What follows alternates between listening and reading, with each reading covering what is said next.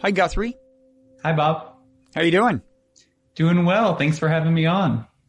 Well, it's my pleasure. I'm very glad to have you on. Let me introduce us. I'm Robert Wright. This is The Wright Show, available on both streaming video and via audio podcast. You are Guthrie Graves-Fitzsimmons. Very august-sounding name. Yeah, I'm very, very impressed. And you are the author of a book we're going to talk about called Just Faith.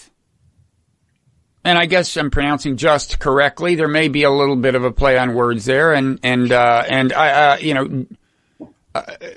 just as in reference to justice, as well as, well, we'll get into that maybe, whether there is or is not a double entendre in this title. But the subtitle is Reclaiming Progressive Christianity. I can show people what it looks like on the audio book. That's what I've been listening to. Do you actually have a copy near that you can hold up, or not? I have copies there behind me. Well, over my you know shoulder. what it is? Yeah. It's that damn Christian humility that kept you from being self-promotional enough to have a copy handy, Guthrie. But it's okay. People, I think I gave people the book looks just remarkably like the audio book. I think very nice looking book jacket. You have to let me know what the audiobook's like. I haven't listened to it. It's good. It's a narrator who sounds familiar. I think I've heard other books done by him. But yeah, it's a good rendering. And he does us the service of rendering all quotes in a slightly different voice, which on audio can matter because sometimes, they open up those quotation marks before they tell you this is a quote, right? They attribute it at the end, and you have no way of knowing they've suddenly shifted into quote mode if they don't change the voice. With this narrator, was that Guthrie or Dr. King? I have no idea. Exactly. They're so, exactly. Was that Martin Luther King or Guthrie Graves-Fitzsimmons? I always get them mixed up. Both from the South. You're from Houston. I am. And you're currently in Louisville, as we say. Great pronunciation. Thank you.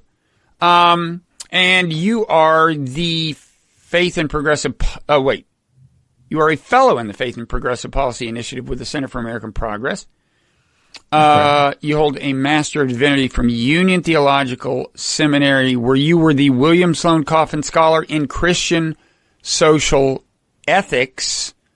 And I might say, by way of full disclosure, that you were a student of mine when I, as a visiting scholar of science and religion at Union Theological Seminary, taught a course there. Proud to say I passed that course, got those credits, contributed to the degree. You did pass, and it wasn't a close call, I have to say. In fact, I would say I noted that you were a very good writer at the time, but if anything, your writing has improved. I'm very impressed with the book. I'm very proud. Thank you. To the extent that I had anything at all to do with it, which I'm sure is very limited. I will say on that. Oh, yeah, no, go ahead. Go ahead. I will just say, reading The Evolution of God, you did have a huge impact on my life. That was what kind of pushed me to go partly towards seminary, and then you're kind of merciless with my writing a little bit in that course, kind of giving me a lot of feedback. Was I merciless? Was I? A little. I think so. That's how I remember it. It's a little jarring for one of your favorite authors to really tear into your writing. I take the drill sergeant approach to teaching. I know that millennials sometimes aren't comfortable with that. Are you technically a millennial, or? I am a millennial, and it is tough for me, but I'm trying to do better. Well, I don't remember being that critical. I remember once I think you brought a kind of a piece, an op-ed type piece you'd written up for as an extracurricular matter for my feedback. I'm sure I would have been as ruthless as I thought was helpful in that. You were very helpful, so thank you. So, final thing in your author's bio is that you live in Louisville with your husband, the Reverend John Russell Stanger. Is that all pronounced correctly? That is. And that's a little bit relevant to the story we have to tell. I mean, the fact that you're gay is a little relevant to the story that you have to tell in the book about how you came to be a fierce champion of progressive Christianity. Before we get into your story, why don't you say a little bit about what you see as the main purpose of the book? Yeah, I've been working for close to a decade in progressive Christianity, working with people of other faiths and in the larger progressive movement. And I've just discovered this kind of defensive posture from a lot of progressive Christians who want to say they're not like the fundamentalists. They're, not conservative. I'm a Christian, but not that kind. And so I wrote the book as a love letter to encourage fellow progressive Christians that actually there's amazing progressive Christian churches in every major city, in most small towns in this country. And so we need to be a little less defensive and a little more bold in our advocacy, more explicitly. So okay. I just wanted to, came out of years of experience and wanting to just encourage people. Okay, so it sounds like it is, and I got the impression that it is mainly directed at Christians. At the same time, I think you would like to dispel some misconceptions that are out there, that are floating around in the minds of a broader audience, right? Mm-hmm. Yeah, and I actually hear that from non-Christians all the time that say, I appreciate learning there are progressive Christians.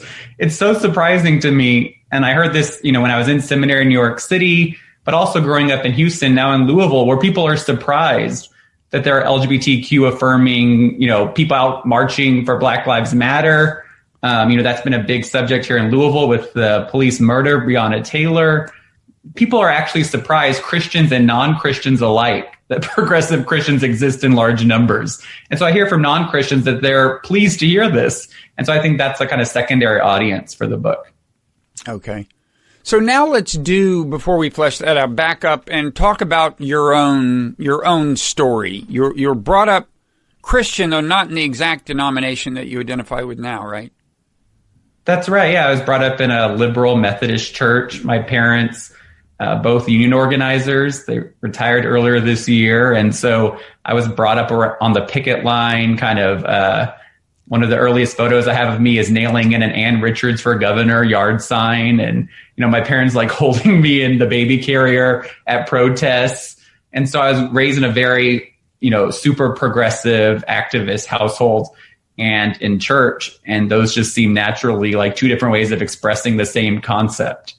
And so I'm very grateful to have, and my Congresswoman, Sheila Jackson Lee, talked about her faith all the time. It was a very natural part of, my upbringing that church and activism were not, two separate concepts. Mm-hmm. And then I had the rude awakening as a teenager when I discovered kind of that wasn't the reigning kind of cultural norm in our country. And that's when I had that disconnect with it, which then made me want to do something about it and kind of do that as a career. And what was the stance of your denomination at that you were brought up in toward gay rights? So the United Methodist Church is an interesting stance on LGBTQ rights. So my church was pretty accepting. Our pastor, when I was in high school and sort of, I came out my first year of college, but, in high school, I was really kind of like wrestling with being gay. And my pastor was the Grand Marshal of Pride parade in Houston. So I got a very affirming kind of stance from my own pastor, which is often the person that most influences, your faith development. It wasn't just like a not fire and brimstone message from the pulpit. It was actually a very positive message. She had a gay son and had kind of come to a very affirming stance. And then in college, I prayed with my Methodist chaplain as I came out, a very supportive community, and then was involved in a very super activist LGBTQ affirming church called Foundry United Methodist Church in Washington, D.C., which is just a few blocks from the White House and very active in politics. And so I had a very welcoming, affirming experience at my own church. But the United Methodist Church has a policy of discrimination where they say homosexuality is incompatible with Christian teaching. And the efforts to change that, which have been happening in every denomination, have not yet, we haven't gotten to that point yet in the Methodist Church. And it's close. I actually went to the conference in 2016 in Portland, where they had the vote again and it failed. I think they voted on it every 4 years since 1972 to change the policy, and it keeps failing. And I just got kind of done with it at that point, and I wanted to be in a church that would like officiate my wedding. And so when we moved to my then boyfriend, now husband, when we moved to Louisville, it was kind of this opportunity. I saw, we hadn't proposed to each other yet, but I kind of saw the writing on the wall and knew we were headed that direction. And so it was an opportunity to break with the Methodist denomination, and I joined a Baptist church. And then my husband's a Presbyterian pastor. So we're just broadly Protestant, liberal Protestants. Okay.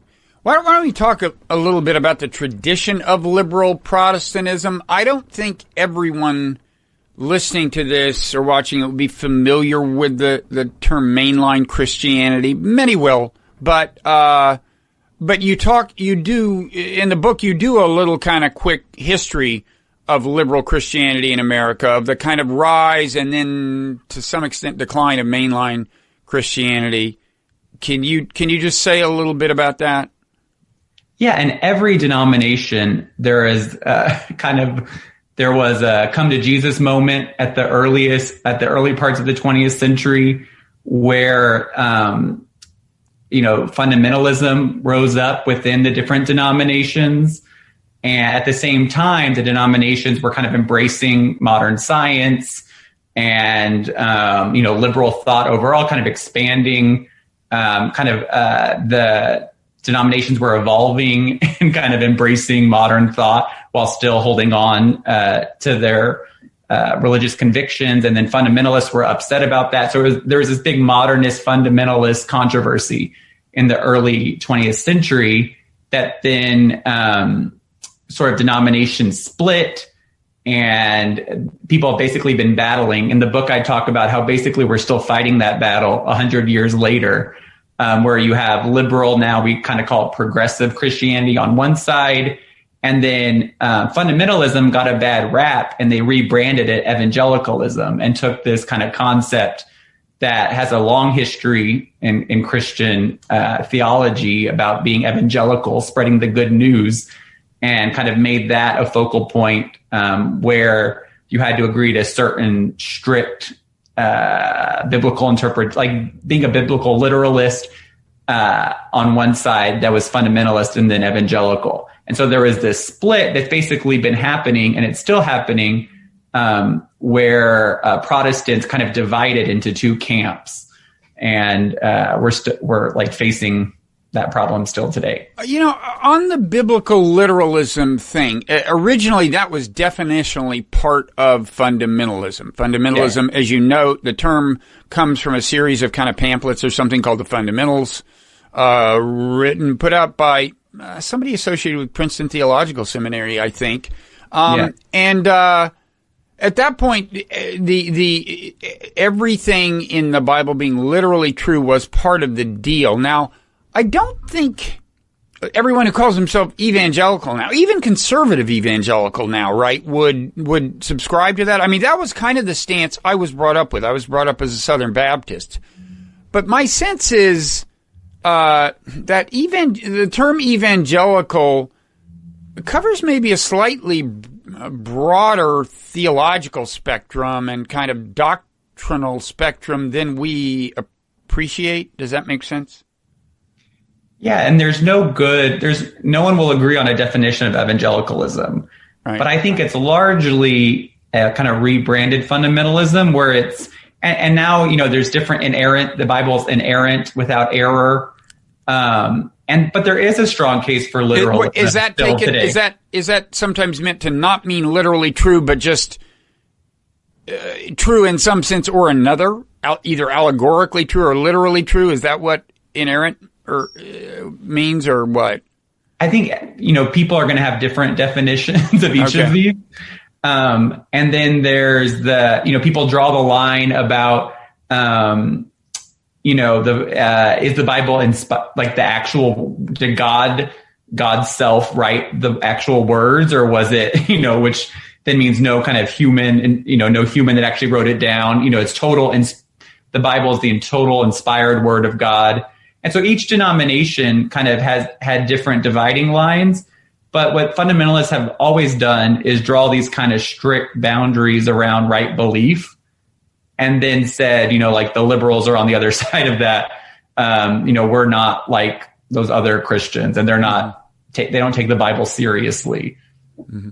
So as you note, kind of mid 20th century, the liberal Christianity, sometimes called mainline Christianity, the mainline denominations that were liberal, certainly like Episcopalian, and Baptist is interesting because actually there's different things, right? Southern Baptist has been conservative fundamentalists, but you're now a Baptist, right? And is different.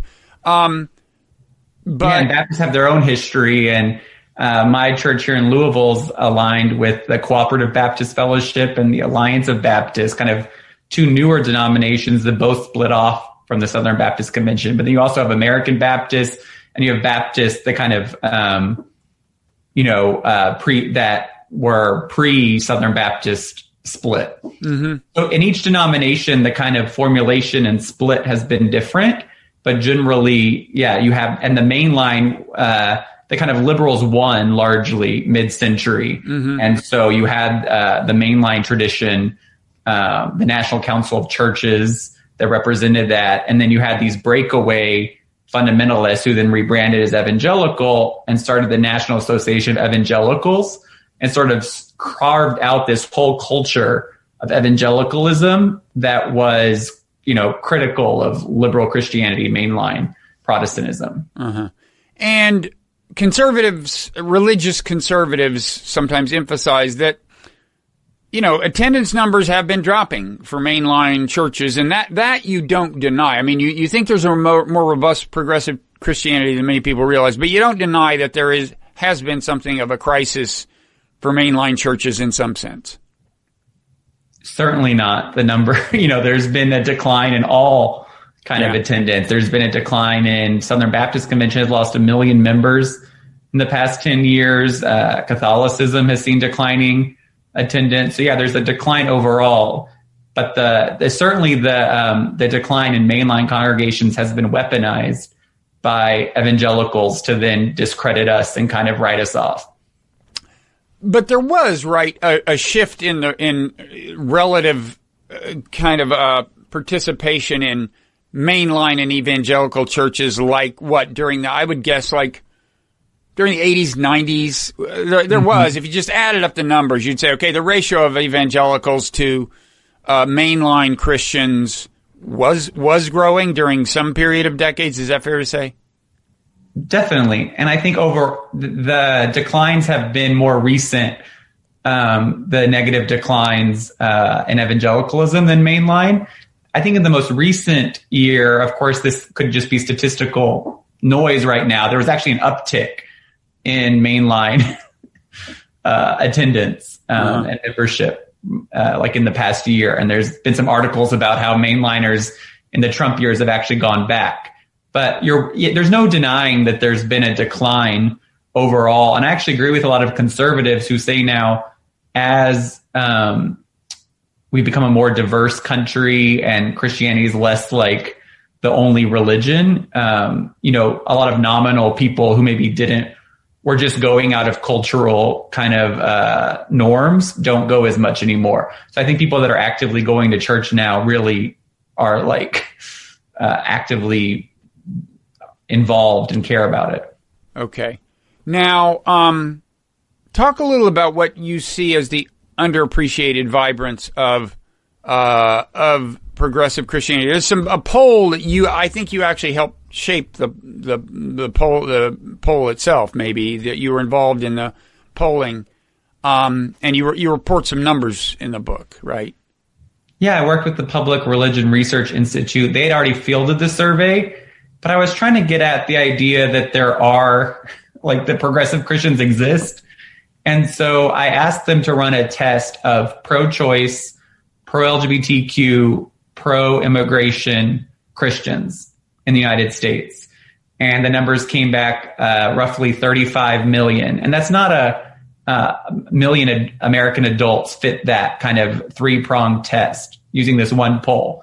And of course, it's only one poll, and I don't mean to say that's like a litmus test of what a progressive is, but I I wanted to show that sometimes you hear about progressive Christians and there's this kind of undercurrent of maybe they're progressive on a couple things like racial justice, economic justice, but they actually hate LGBTQ people and want to criminalize abortion. And so my goal was to show there are millions and millions and millions. And I was really surprised to see the numbers that large that are consistently progressive. And so if you think of this population of people who support reproductive rights, support LGBTQ rights, and are Christians, they probably also care about climate change and racial justice and other issues as well. Okay. And so that was that was actually one of the first things I did when I set out to write the book. Was I had this poll and I just kept thinking more and more about it, and it started out as an op-ed and then just kept getting longer, and it turned into the book. Okay. And I guess with immigration, you use the term pro-immigration, but the question, I guess, more specifically operationalize that and ask about some specific policies or something. Right. Yeah. So 35 million on all three issues. Right. Okay. So yeah, that's, you're right. That's not the extent of what we mean by progressivism. On the other hand, that's 3 for 3, and those are three big issues. And, I would say kind of immigration is maybe of more recent saliency in the kind of evangelical liberal kind of tension / discourse, but the other two have for some time been fundamental. Would you almost say that the issues of female of choice on abortion and LGBTQ, stop me when I've said all the right letters. I think I've said them right. Is that close? Should I say everyone? It's like fundamentalism. Everyone has a different definition. Okay. People use different letters. Okay. You know what I mean. The issue of female choice and LGBTQ rights. How large a role would you say those played in really giving shape to kind of conservative evangelicism? In terms of motivating people to follow the Jerry Falwells or the whoevers. Well, kind of human sexuality has led to Jerry Falwell Jr.'s downfall, definitely. Now, let's don't be mean. Nothing against, threesomes, but it's the hypocrisy, of him watching. I thought that, we don't need to get into that. But it's good TV. Talk about it all you want. He was just watching. It was like none of the reporters really probed that, just standing in the corner just watching. It's interesting because Jimmy Swaggart, the other big sex scandal that comes to mind involving a big time evangelical leader. I don't know if you remember his thing, but his thing was that he would hire prostitutes to undress in front of him while, I gather, he pleasured himself. But he also did not have the physical contact. I think it didn't involve physical contact. So make of that what you will, folks. Part of the real concern in that story is just the kind of totally dysfunctional kind of human sexual ethics, which has real public policy concerns when people advocate for abstinence-only education in school, and just the obsession with human sexuality has just become this huge rallying point for evangelicalism. And I don't think it's what really drove it at the beginning. There's been a lot of good reporting about how what really gave rise to the modern religious right is fighting desegregation. But they definitely caught on with this kind of human sexual after Roe v. Wade was decided, and really made it a focal point. And it does drive so much of their advocacy, and just they sent out these I was just looking at a voting guide today from a conservative Christian group that it's all about human sexuality, and that's the only issues that matter to them. And this was about the 2020 election, and they're obviously very closely related, kind of controlling who has sex with who, and the government's role in that. Okay. So at any rate, those have become very prominent, I guess, along with immigration. I mean, is there good data on how united evangelicals are in supporting highly restrictive immigration policies? Is that kind of a thing? I think there are certainly people that are, and I did a lot of work in this personally, working with some more moderate and progressive evangelicals to do immigration reform advocacy around people that like recognize the kind of Jesus says, I was a stranger and you welcomed me. And there's a lot of like pro things you can read in the Bible as pro-immigrant. And so there are some people there, but I think I picked immigration because it's become such a focal point of Trumpism as like the driving factor of, being supporting white identity politics and being anti-immigrant as a way of like, not being explicitly racist, but just being anti-immigrant as kind of riling up, like in this talk about suburbs, like this thinly veiled racism and being anti-immigrant, and like all the talk about shithole countries and wanting more immigrants from Scandinavia. It really goes back to the driving force of what built the religious right, which is like white identity politics. So you just alluded to scripture that supports your a political stance of yours. I mean, as you know, one of my points of emphasis in the evolution of God was that people of all religions seem remarkably good at focusing on the parts of scripture that sustain their other ideas of theirs, political dispositions, and so on. And further, that those dispositions can be shaped by facts on the ground in a lot of ways. But is it in the book you cite, for various policy positions you favor, you cite scripture that sounds compelling. Certainly, the idea of concern for the downtrodden. There's a number of things you can point to. I'm not sure, do you mention one of my favorites, that a rich man has the same chances of going to heaven that a camel has of passing through the eye of a needle? I was listening and not reading, so I could have missed it. Do you cite that one? I can't remember. I'm not sure you do. I'm not sure you do. I don't know if it made it into the book or not. There was so many editing. But you do cite the, I was hungry, you gave me food, and so on. And there's plenty of that. I assume that conservative evangelicals do the same thing to the extent that they can, right? And I'm wondering how you think. I mean, is it your view that actually there is a lot to choose from, and you can probably find what you want somewhere? Of course, we have to specify: are we talking about just the New Testament? Or are we? Because I assume the things that conservatives would quote with respect to gay rights would come out of the Old Testament. Is that right? No, they draw on things from Paul. They do? What did Paul say? There's several clobber verses where Paul's... they don't come back to me right now. Paul was not as progressive as you would have liked in all respects?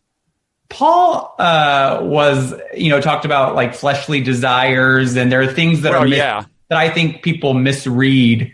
There was and there have been a lot of people that are like biblical scholars that look at the issues of LGBTQ rights, and there was really no conception of like a loving,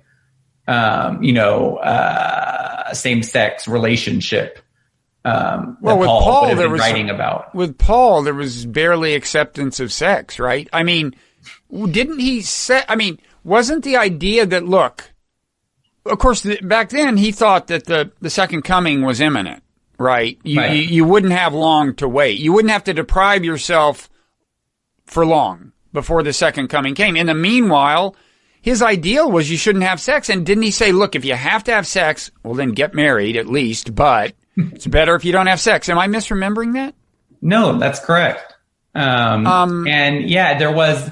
and there was also just a general sense of like not the sex, the earthly things didn't matter because, it was all going to be over soon. Yeah. Okay. So is your view that, what is your view on how much, do you think that just a plain reading of the Bible makes it clear that you're right on all these issues and they're wrong? Or do you think that, some of these issues were just not anticipated and are not even, there's no kind of all that much relevant scripture, period? Or like, what is your, does this make sense? I mean, it does. I think one of the best lectures I heard in seminary, which wasn't in your class. That hurts, but go ahead. I'll exempt your class and say one of the best lectures I heard was by Phyllis Tribble, who was one of my Bible professors, a pioneering feminist Bible scholar. And she talked about the kind of arc of scripture being liberative and like God's love and mercy and justice, and that there is a counter narrative in scripture. And she had a lot of things to cite, and she talked about how so many feminist biblical scholars have wrestled with the text that has been used to hurt women, forever, since it was first written. People have used those texts in such awful ways, but that she saw in the Bible, yes, a dominant narrative. And other professors at Union, like the late Reverend Dr. James Cone, who I had, who was one of the main figures in Black liberation theology. The father of Black liberation theology, and another professor, Cornel West. There's no, I think, the idea that the Bible has been used to like condone slavery and been used in really awful ways is not news to Dr. West, or wouldn't have been news to Dr. Cone. But yet there was an overarching message of liberation. The message from the beginning in Genesis that humanity was created good through the message, God's liberation of the Israelites out of Egypt, and then in the Christian Testament, God's love and made manifest in Jesus couldn't even be confined by a state execution. That resurrection was more powerful than that. I think that the course of the Bible is something that points towards justice in a way that is not represented by fundamentalism. But that's not to discount all of the message, all of the kind of counter narrative that fundamentalists take as what they read as the dominant one. Mm-hmm. So let's talk a little about theology. The term liberal theology isn't mainly referring to political liberalism, right? I mean, as it turns out, there's a correlation. People with liberal theologies are more likely to be politically liberal than people with conservative theologies. But I think of liberal theology as referring more to how kind of liberal your conception of like what God might be and so on. So a more conservative theology would tend to have maybe a more anthropomorphic conception, as you find in much of the Bible.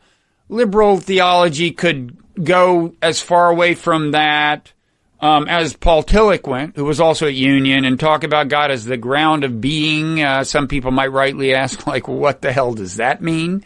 And as people did ask him, how different is that from not believing in a God, right? So there's a spectrum of theology, and I assume theologically speaking, you don't talk much about this in the book, but you are liberal in your conception of divinity and so on. Definitely. I also identify in the book as not a theologian.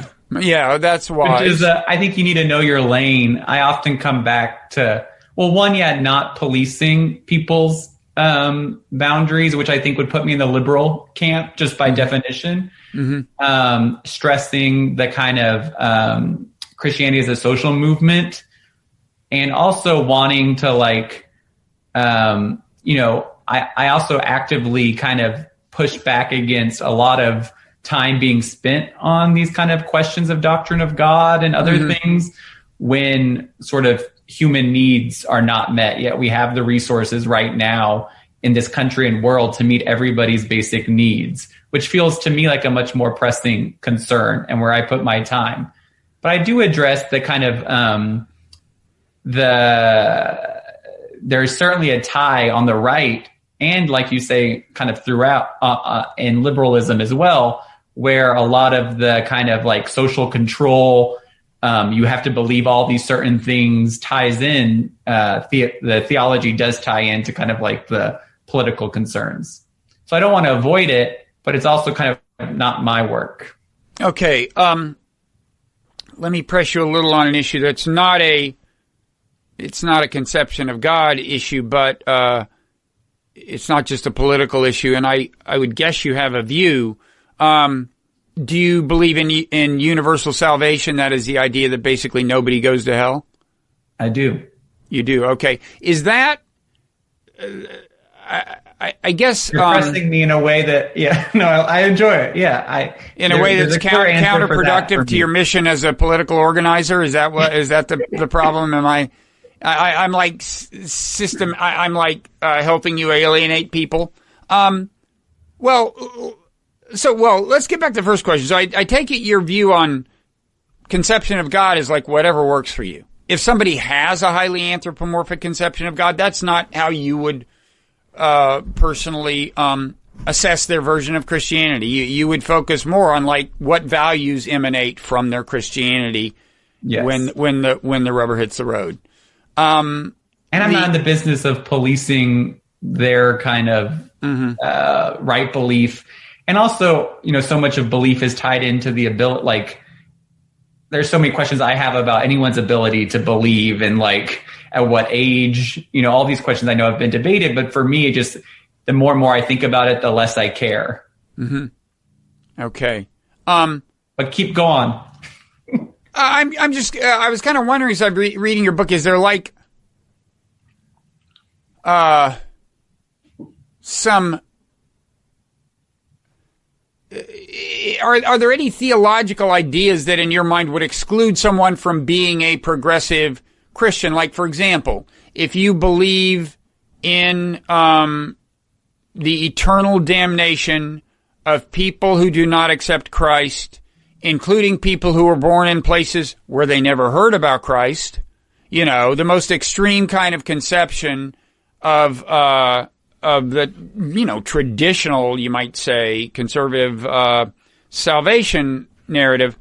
Would you say, look, you just can't, I mean, you may be pro-choice, you may be this, you may be that, but you just can't call yourself a progressive Christian if you're going to have certain kinds of theological or eschatological or whatever beliefs?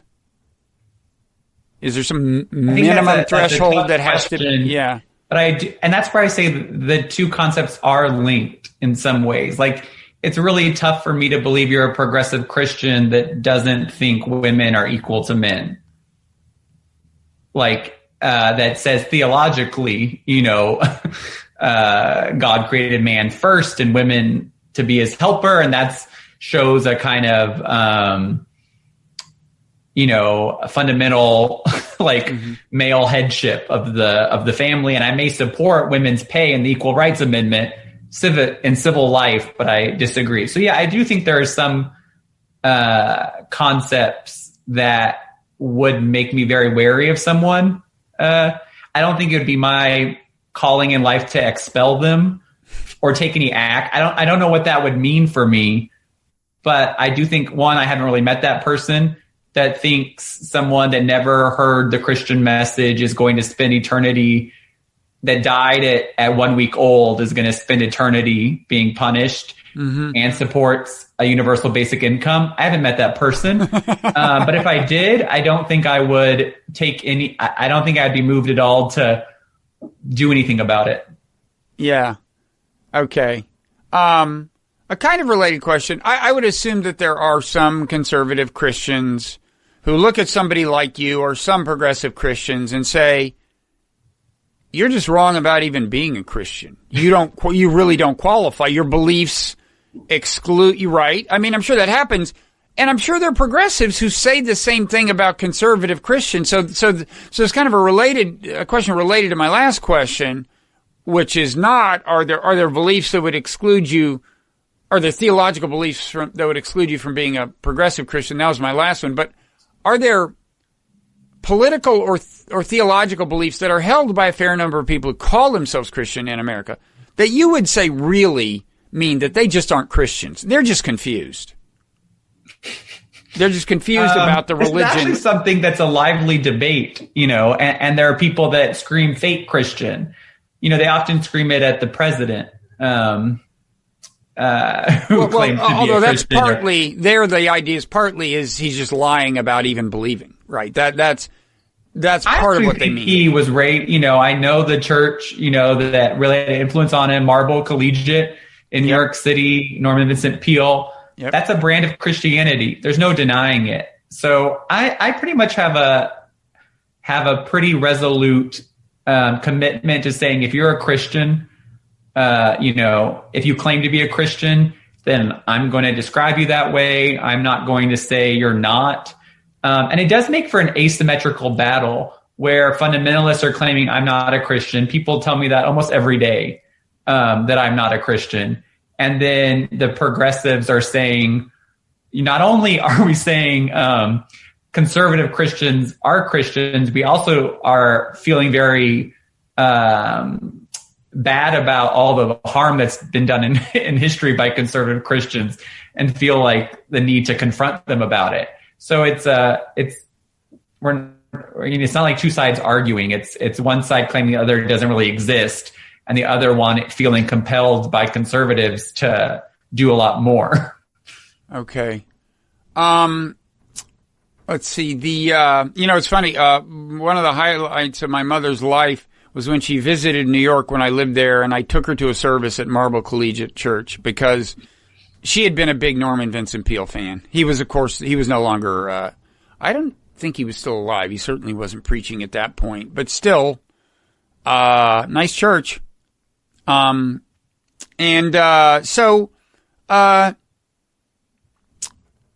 what do you, so in terms of who you hope to reach and what you want to do with the book, you want to, it's more that you want progressive Christians to stand up and be proud and fight the fight and wear the brand, both the progressive and the Christian brands, then that you want, it's more that than that you're saying to progressives who aren't Christian, hey, you could be a Christian. Think about it. Don't, right? That kind of proselytizing, is not so much your emphasis. I'm sure it has been an issue for some people who feel as spiritually inclined. They might not reject Christianity otherwise, but they look around and the main kind of Christianity that gets in the news in America is conservative Christianity, and maybe that's the reason they don't take a second look at Christianity. But that's not your main mission, right? Converting people to Christianity? That is not my main mission, but I do agree that it has that effect of so many people will say, I don't go to church. And then I ask them, like, why? And they give me a fundamentalist kind of characterization of what church is. And when I tell them, in New York, when I was like, I'm in seminary, they would look at me like, their eyes would bug out. And then they'd be like, what? I know what you care about. I know, you're openly gay man. How are you in seminary? And so I think a lot of people, the so-called unaffiliated, the nuns, NES, so many of those people have been, just don't know about progressive Christianity, don't have any idea that these churches exist, that, take the Bible seriously, but not literally, have social convictions that mirror their own. And there are people that have been really harmed by the church that have left. And I hear, that have, and I think there's a lot of healing to come from progressive Christians being a little more vocal. And even if someone's like maybe doesn't ever want to go back into church, they may benefit some from, hearing more about progressive Christians. I have a hard time thinking, if James Cone's version of Christianity was the one you heard about most, that you'd hear from progressives so much, oh, I don't like Christianity. Mm-hmm. Now, your reference to people who feel they were harmed by religion is a good segue to Sam Harris, whom you mentioned in the book. I debated Sam Harris once, and after talking to some people who are in the audience, I mean, it was his home crowd. They were people who worshipped him. It was like appearing alongside a rock star. And I realized for the first time that a certain number of his followers are people who believe they were personally harmed by religion. I think sometimes by particularly intense, fervent parents. Now, anyway, the segue accomplished. I want to ask you about your reference to militant atheists as, you know, another contingent that progressive Christians have to deal with, because they may agree with the militant atheists on a lot of political issues, and yet you still see these particular kinds of atheists as kind of a challenge. Right. It is. It's the Bill Maher crowd that laughs at all people that are anti-religion, not anti-fundamentalism or pointing out concerns with, you know, what their critique of Christianity or any religion is. And you hear that a lot about, you know, critiques of Islam and other, you know, just all kind. It's not unique to Christianity. It's all religion. And it's hard because those people are often seen as allies politically. And in a lot of progressive spaces, you'll hear people say, like, religion is bad, church, and, you know, you should have the separation of church and state. And it comes not from people you see as your kind of political enemy.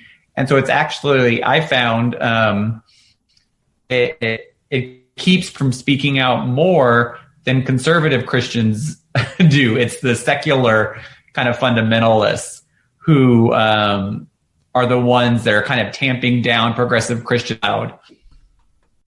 Okay, I also wanted to touch briefly on the issue of militarism and war, because I'll be honest with you and say that one thing that disappointed me a little during my time at Union was that there weren't more students. There were a lot of politically motivated students at Union Theological Seminary, as you know, and that's a long tradition at Union.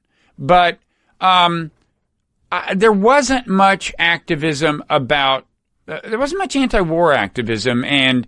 Anti-militarism action. There wasn't much agitating about American foreign policy. I don't mean that there weren't views along those lines. People didn't have views, but I think you'll agree it wasn't like a big thing. In terms of what people went to the streets over, so to speak. Do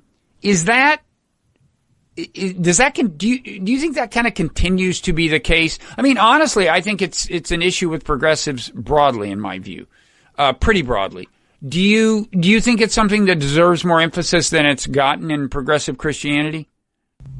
Completely. And sort of going back to my own story, I grew up, with union organizer parents, but the first issue I really saw as my own was opposing the invasion of Iraq. And there was, I was 13 and actually gave a sermon about it in my church on Youth Sunday.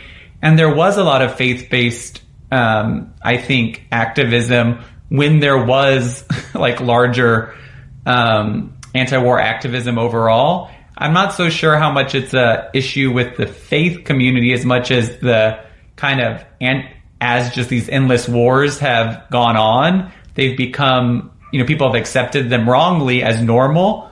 And so there's less kind of activism. And then I think there was a lot of reluctance to protest President Obama when he didn't kind of follow through on his commitments with in terms of war and Guantanamo Bay.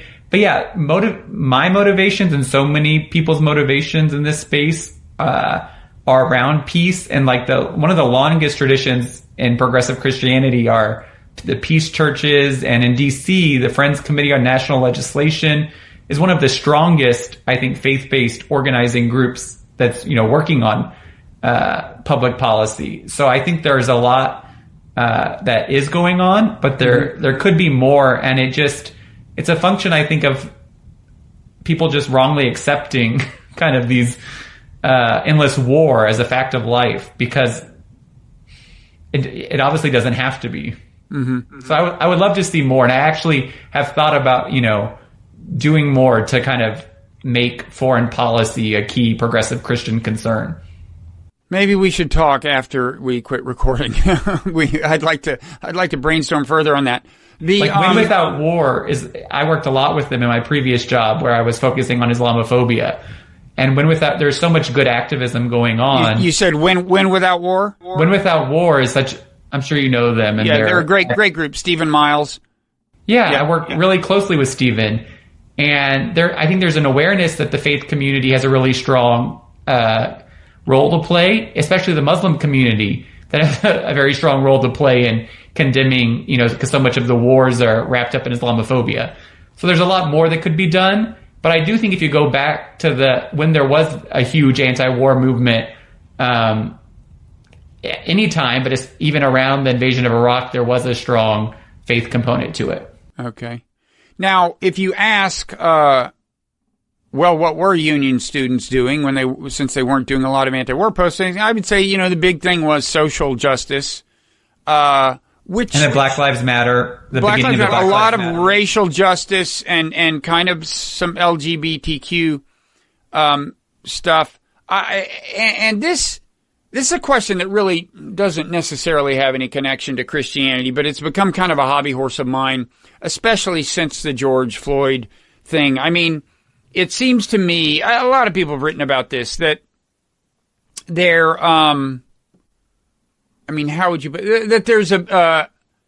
is some tension between what is pejoratively called identity politics, whether you like the label or not, you know what I mean, and an emphasis on class as an organizing principle. An emphasis on class would say, we're helping the downtrodden, we're helping low-income people, regardless of ethnicity. We're looking for policies that help them all. Whereas, other more race-based policies might be reparations or whatever. And I guess as a practical political matter, it seems to me that to some extent, the identity politics can impede a kind of solidarity, class-based solidarity that could in principle be built across party lines. I mean, there are Trump voters out there who have class grievances fundamentally. They consider themselves the downtrodden and the neglected, and they have been neglected. And you're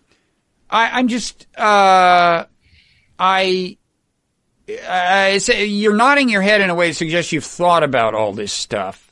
Is there do you have a view on it? Well, just independent of Christianity, or a view on it in the context of Christianity? Yeah, I'm thinking about your earlier question about the kind of person that's super progressive politically and then, thinks all people who've never heard of Jesus are going to hell forever. Like this kind of mythical person. In my experience and growing up in the labor movement, like I've been committed to economic justice my entire life. And I don't think there is a very large constituency of people that like really are class conscious, are involved in the labor movement. The person you're describing may have like class grievances vaguely, but would blame have bought into the capitalist ethos and, would blame other factors. Like the people that are talking about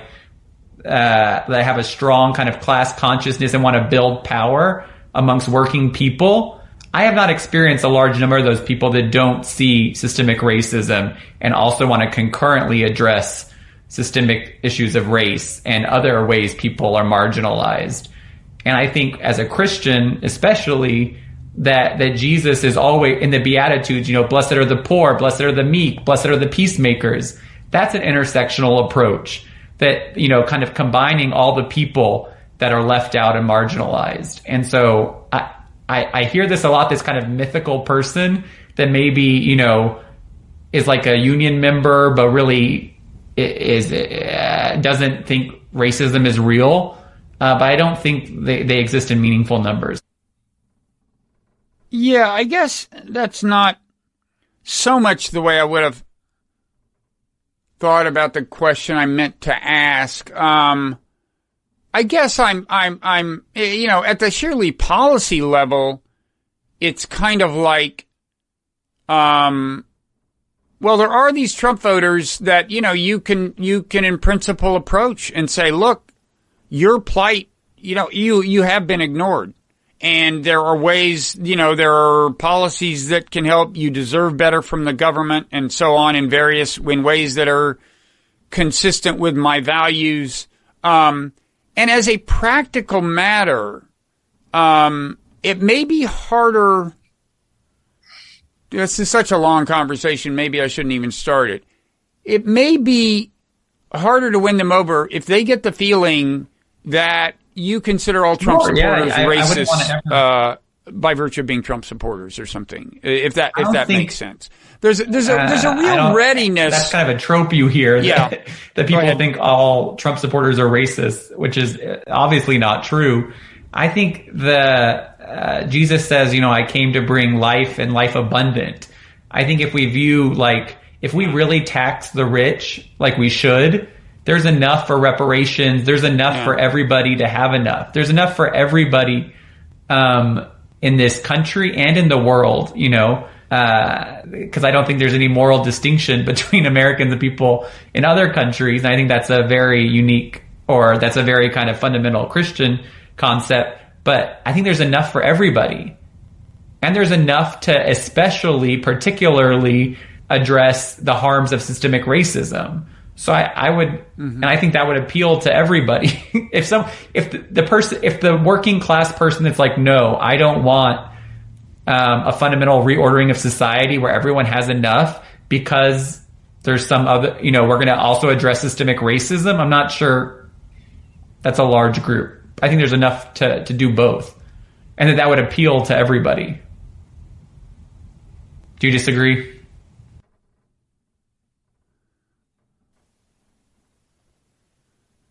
Yeah, well, I think if you, I'm sure I could go into Middle America and find people who disagreed about what was racism, whether you can confidently infer that every time. But if you told that person, I'm really on your side in terms of restructuring society so you have economic justice, are they going to object to that because you also think there's systemic racism? Yeah.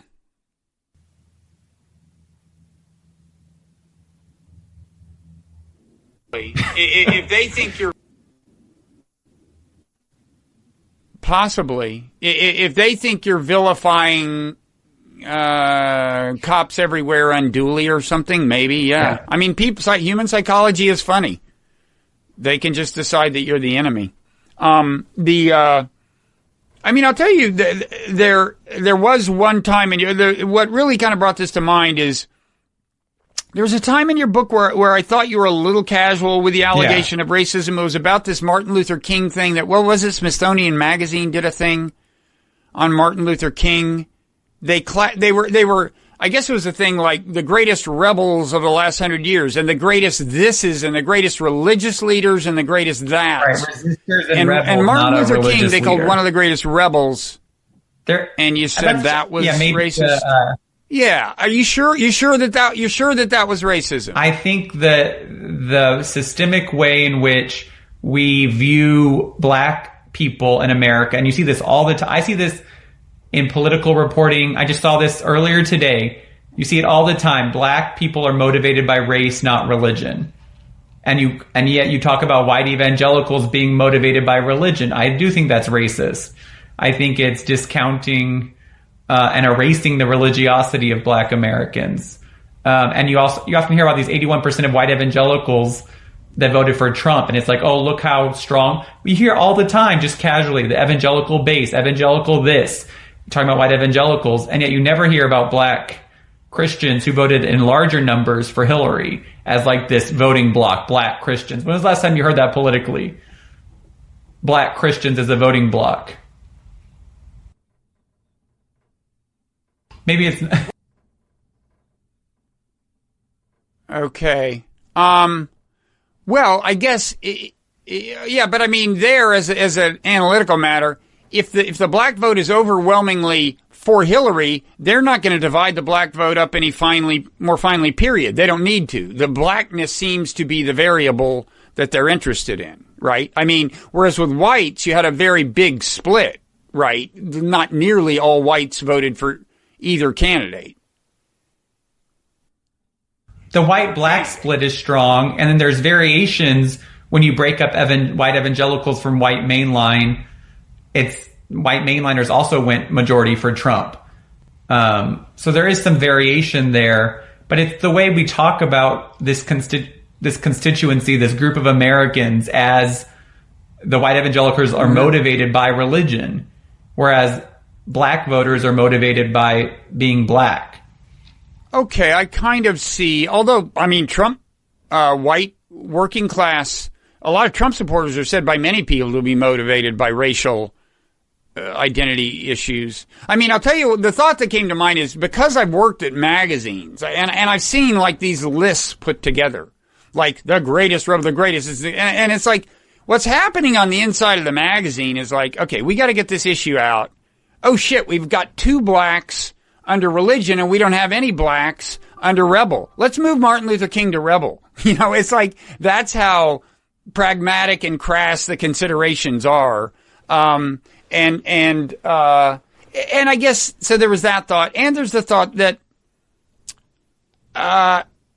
you know, I just, my sense of middle America, and look, I get grief all the time from people who say, I spend so much time worrying about what my opponents think, and like, or I used to get it about the war on terrorism. It's like, oh, you have sympathy for terrorists because you want to understand like how they're looking at the world as a way to wind up ending terrorism, right? First figure out what motivates them. But I do think there is a lot of reflexive aversion out there to what are seen as casual allegations of racism. It's like, there are plenty of times that you can confidently say that somebody is racist, or at least there are a fair number. And I just think, what's I appreciate that? And it's hard. I you know, picking examples versus describing kind of general grievances and trends you see. But I appreciate that. Yeah, I'm certainly not saying, and I hope it didn't come off this way, that like whoever wrote that kind of specifically had racist intent. Well, here we get to the fact that the meaning of racism has changed. The meaning of racism is changing, and older people take it to be an allegation about a very explicit and conscious attitude. Right. And younger people, they're almost starting to use the term racism to mean systemic racism. In other words, racism subtly ingrained in institutions and practices that are discriminatory in effect, regardless of whether there's consciously, you know, classically racist intent. And I think that's another thing to be conscious of, the way the word is being heard in different corners. But this is, we're venturing a long way from your book at this point. So let's just, in kind of closing, get back to something you hear from conservative Christians.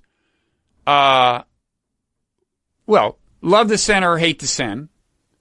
I assume there's a progressive version of that in the way you look at conservatives with attitudes you really don't like.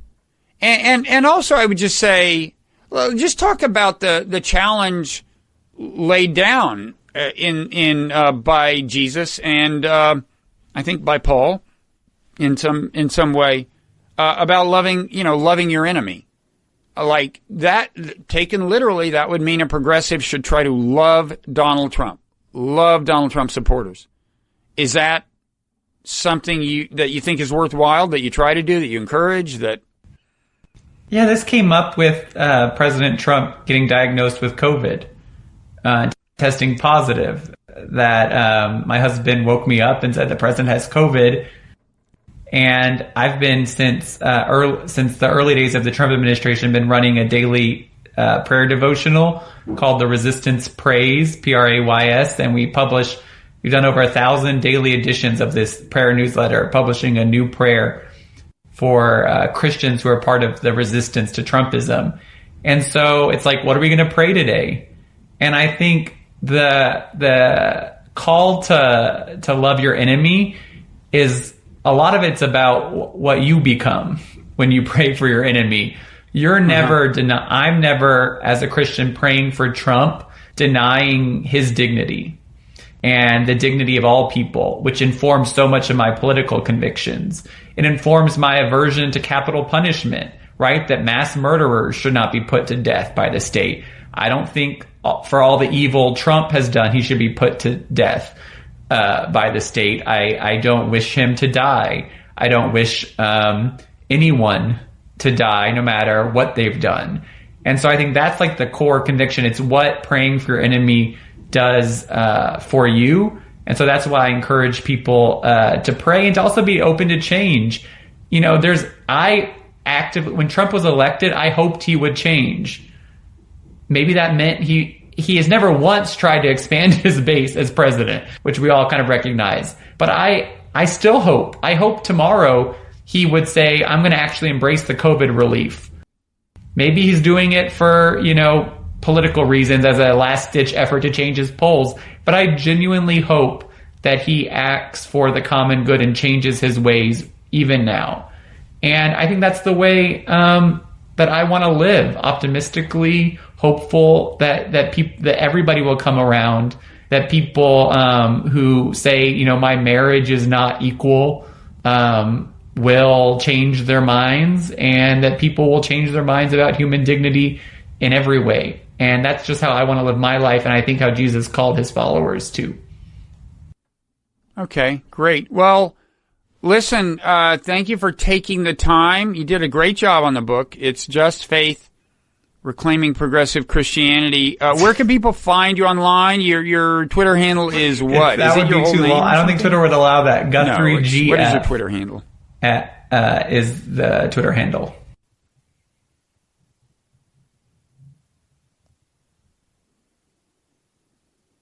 Okay. Any other online presence you want to make us aware of? Instagram, Facebook. You can find me. You can email me through the Center for American Progress if you're interested in kind of this work of progressive. If you're interested in this work kind of activism and progressive politics from a faith lens, that's my full-time job at the Center for American Progress. So I'd love to hear, your thoughts on that. And you can contact me through the CAP website. Oh. All right, great. Well, thanks so much, Guthrie. Thanks, Bob.